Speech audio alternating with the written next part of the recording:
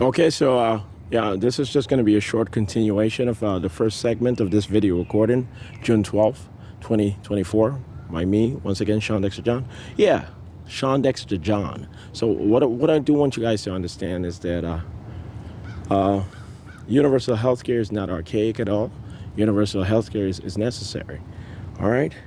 So if the private healthcare insurance industry or the private healthcare industry itself only caters to customization and not the domination of the United States healthcare system, then that's a good thing. And if it does not regress public healthcare securities and the infrastructure, then certainly that's a good thing.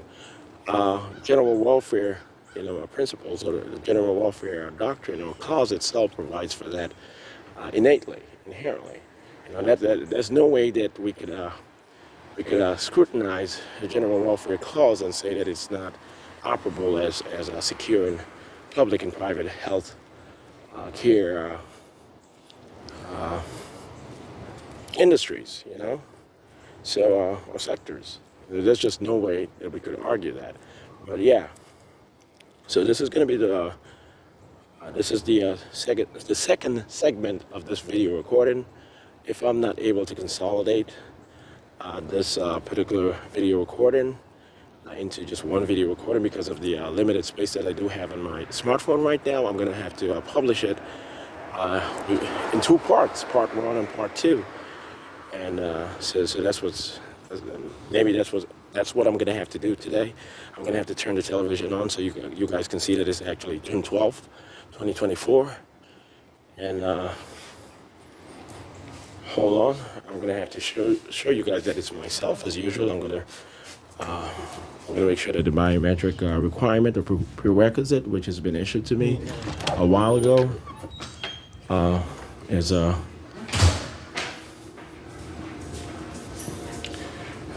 is complied with. Hold on, I'll turn this on right now by me. And okay, so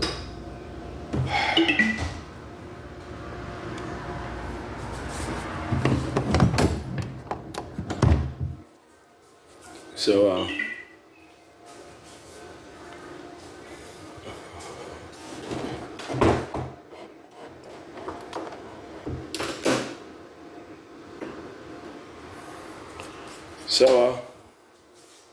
yeah. Okay, I'm gonna have to find a remote control. I usually use the remote control on my smartphone. I do have a remote control app on my smartphone. But anyway.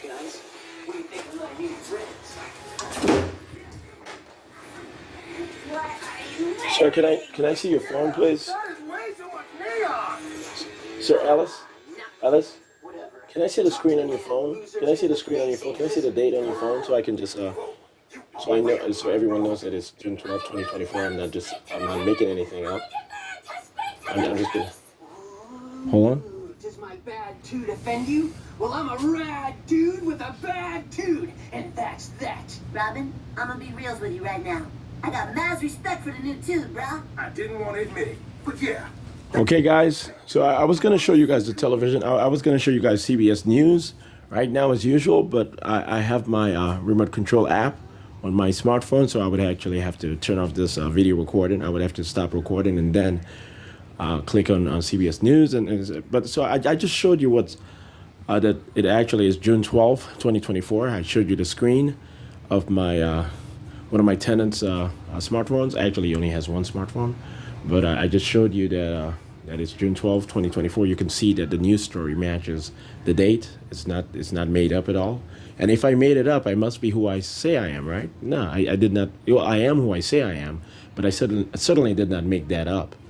Okay?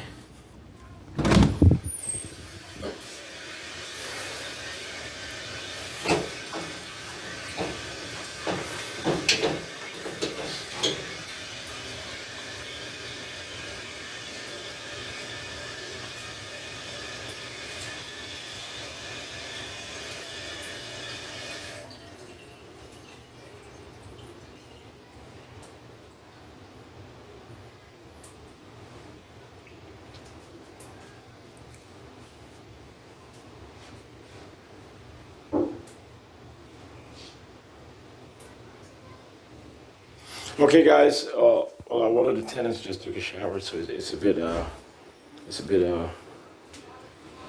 smoggy in there. It's a bit yeah, I guess smoggy. I guess that's the right term. But anyway, you can still see that it's me, Shawn, Dexter, John. But yeah. So I want you guys to understand this also, okay? The tenants of my house, eventually they're gonna have to move out of the house. We found houses for them. Some of them are gonna, at least one of these tenants in this management program, where you're gonna have auditors all throughout Central Florida. Contracted auditors who are indecipherable for the most part, almost indecipherable to the general public, or the population itself or the community itself.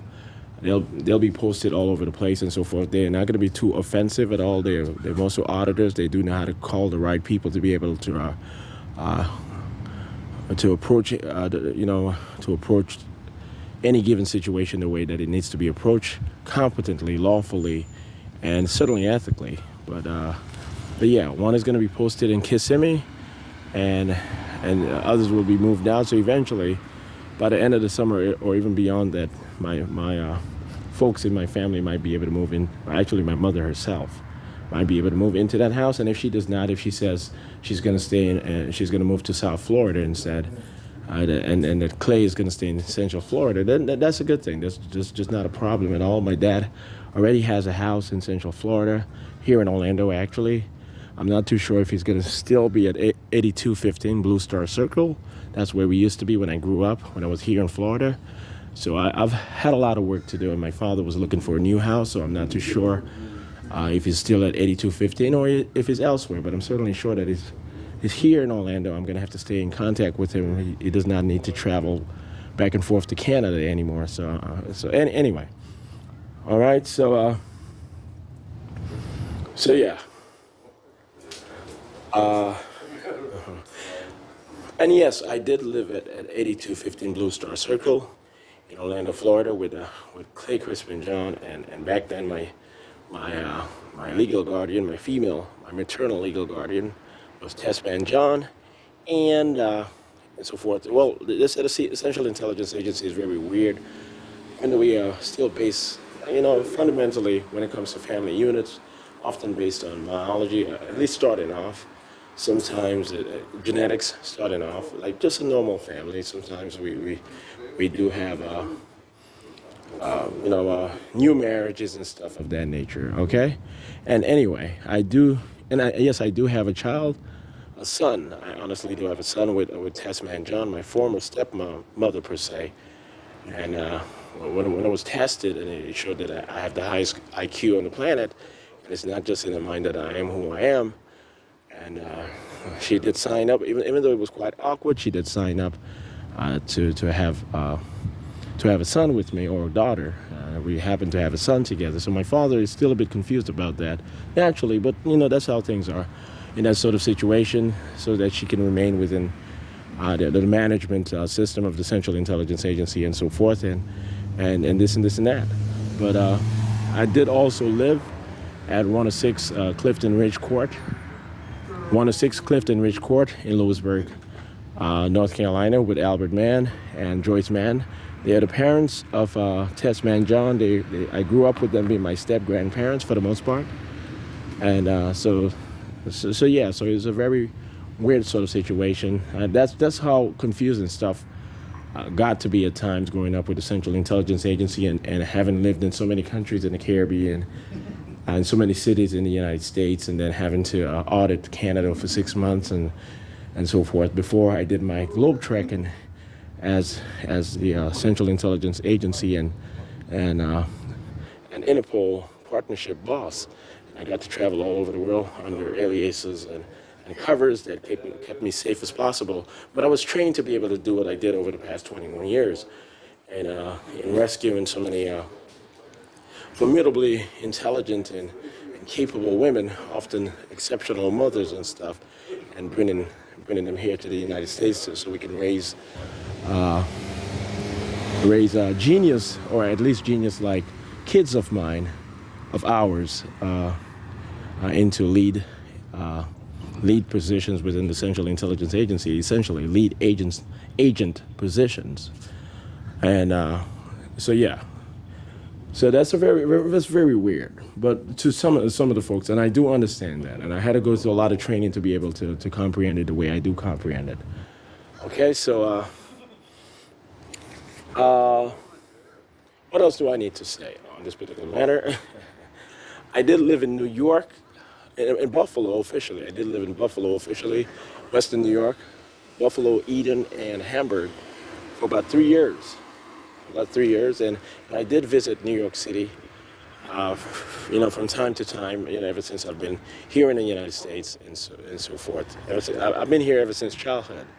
So yeah. So Jay-Z, Shawn Jay-Z Carter says, "How am I God if I was born natural birth and I was born in the Caribbean?" They get very, very confused, but I do understand that. Okay, my modesty might confuse some. I do understand that reality. My modesty confused some. My humility and me being approachable, or sometimes very aloof, confuses some. But I am who I say I am. Okay, I do approach humanity in a respectful way. Consistently, I've been born natural birth.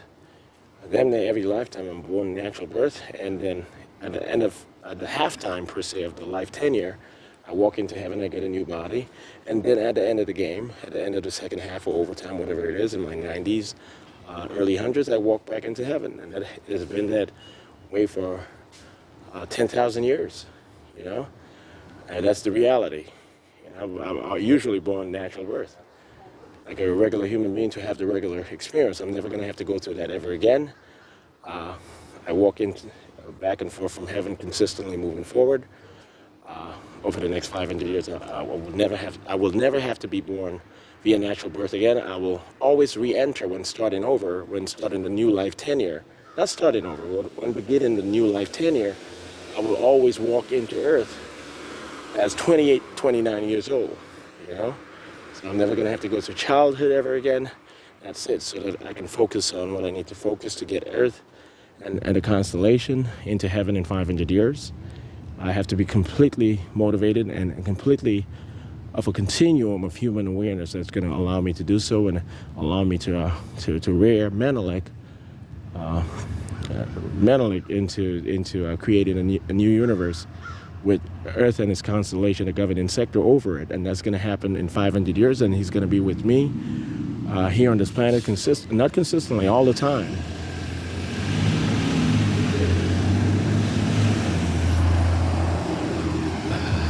He's going to be with me consistently all the time over the next 500 years, in all honesty, okay? And he's going to be the second black president of the United States. I'm speaking of Haile Selassie. I'm speaking of Menelik. My son is King Solomon. He's 1,400,000 years. He's damn near my identical brother when it comes to sort of mechanics. But he's become my son. He's been my son for over 10,000 years, biologically and genetically in heaven, and he's always been my son here on Earth, in every lifetime for over the past 10,000 years. But when it comes to a soul age, he's almost my twin, and that's how the gods, the Father and Son, meaning God of the high universe, God of this universe, and then God of the new universe. That's how we stay so compatible and so in sync and so almost as one. When on operations, is because of that reality. He's so much older than everyone else. All of his siblings in heaven, he's over 1 million plus years older than everyone else. All of his siblings in heaven and so forth. I tried hiding them I tried hiding that fact from everyone else. He's the only genius amongst my children in heaven. He literally is a genius at all times. He just does not think like the rest of everyone else.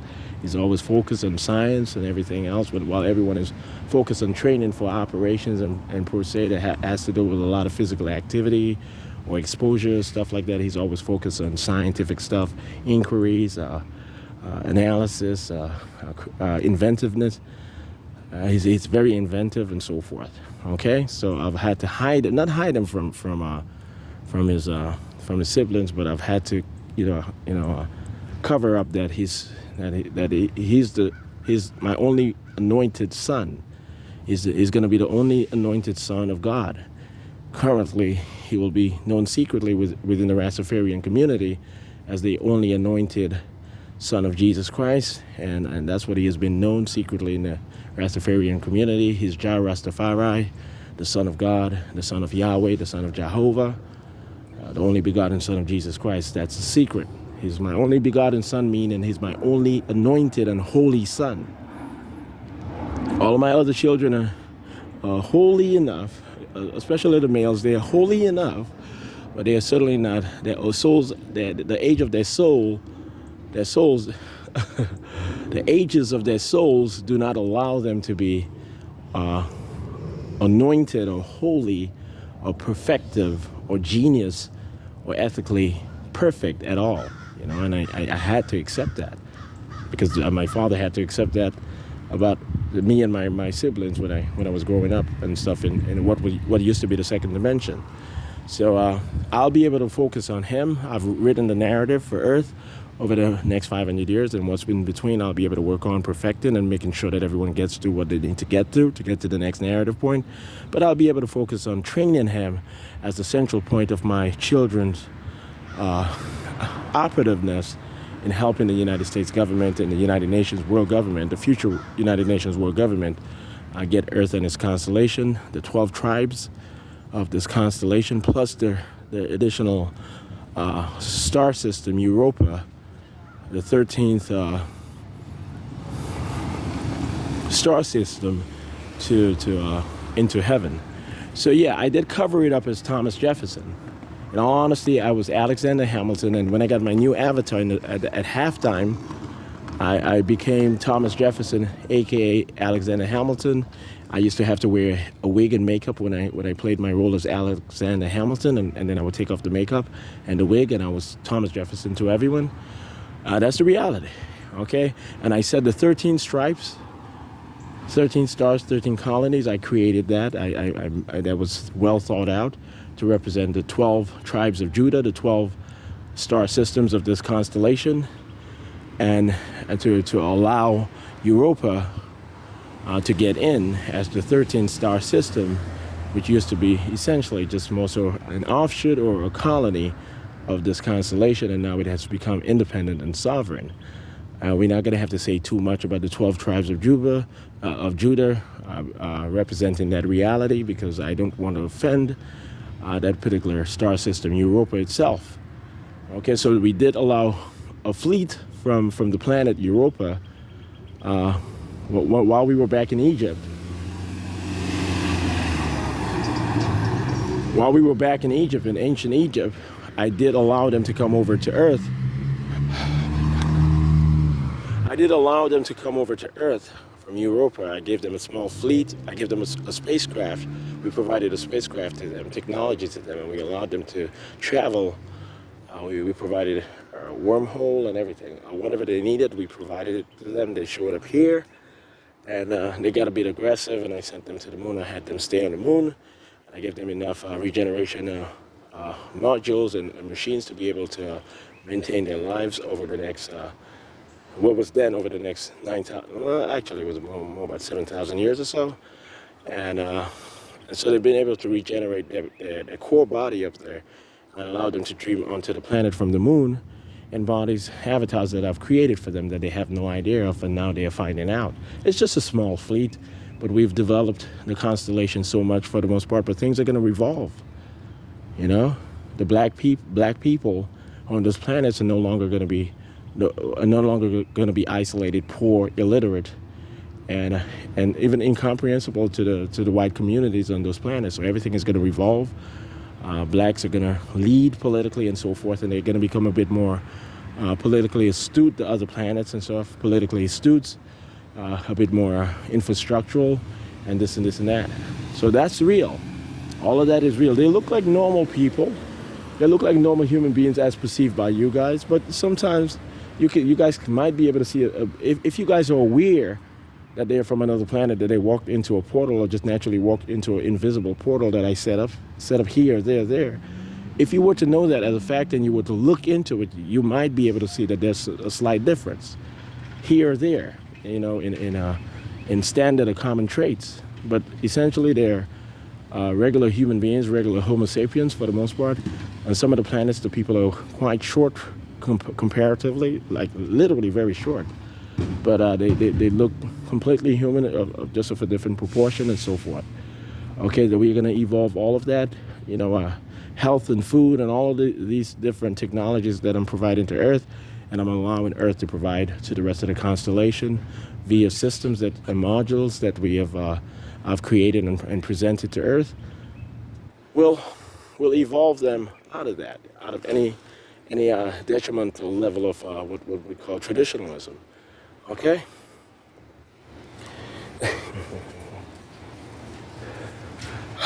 All right. So often, as you guys can see in the movie, with Tom Cruise when he was a CIA pilot, trafficking drugs and stuff, they really thought that I had my own jets.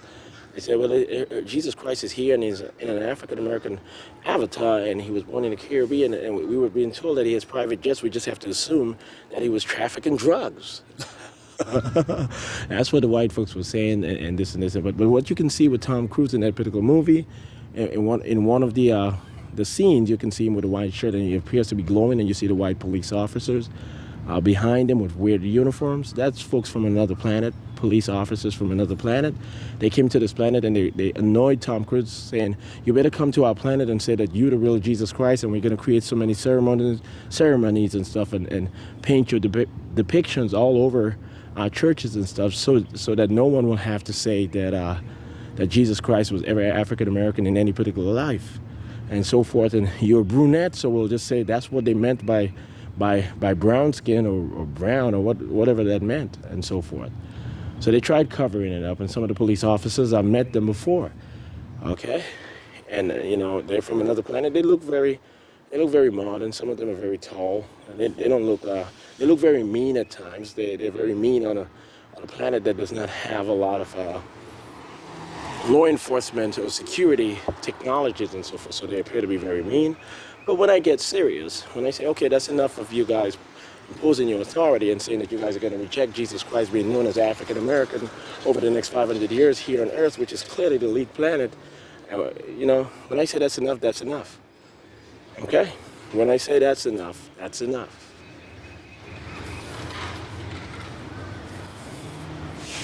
Okay? I want you guys to accept that. All right? Accept it.